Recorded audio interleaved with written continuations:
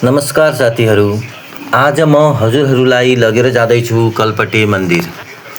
यो सुदूरपश्चिमकै कञ्चनपुर जिल्लाकै एकदम प्रसिद्ध मन्दिर हो र अहिले म हजुरलाई यो महेन्द्र राजमार्गको अन्तिम बिन्दु गड्डा चौकीको भन्सार कार्यालयको देखाउँदैछु। यहाँबाट हामीले दायाँतिर जानुपर्छ। यो दायाँतिरबाट सिधै माथि जाने हो। यहाँबाट माथि जाँदै गर्दा हामीले सिद्धनाथ मावि जिमुवामा पुग्छौं। यो जिमुवाको चोक हो, चौराहा।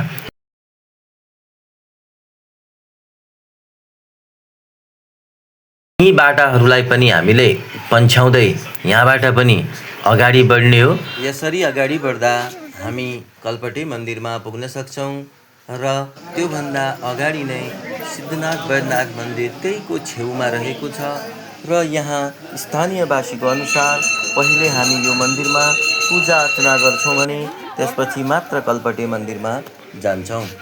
यो कल्पटे मन्दिरको दृश्य यहाँ देखिँदैछ र स्थानीयवासीको अनुसार यो क्षेत्रमा नेपालको कुनाकन्द्रा र भारतको विभिन्न क्षेत्रबाट श्रद्धालु भक्तजनहरू पूजा गर्नको लागि र आफ्नो इच्छाएको वर माग्नको लागि यहाँ आउने गरिन्छ। एकदमै शक्तिशाली भगवान देवताको रूपमा यो मन्दिरलाई मान्ने गरिन्छ। आफूले सच्चा मनले जुन वर माग्यो त्यो पुरा हुने विश्वास स्थानीयवासीहरूको र यहाँका क्षेत्रका श्रद्धालु पूजा अर्चना गर्ने व्यक्तिहरूको भनाइरहेको छ। शिवाधात्री स्वाहा स्वधा नमोस्तुते। जयन्ती मंगला काली भद्रकाली कपालिनी। दुर्गा क्षमा शिवाधात्री स्वाहा स्वधा नमोस्तुते। जयन्ती मंगला काली भद्रकाली कपालिनी।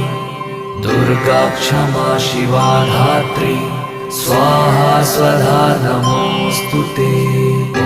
जयन्ती मंगला काली भद्रकाली कपालिनी। दुर्गा क्षमा शिवाधात्री।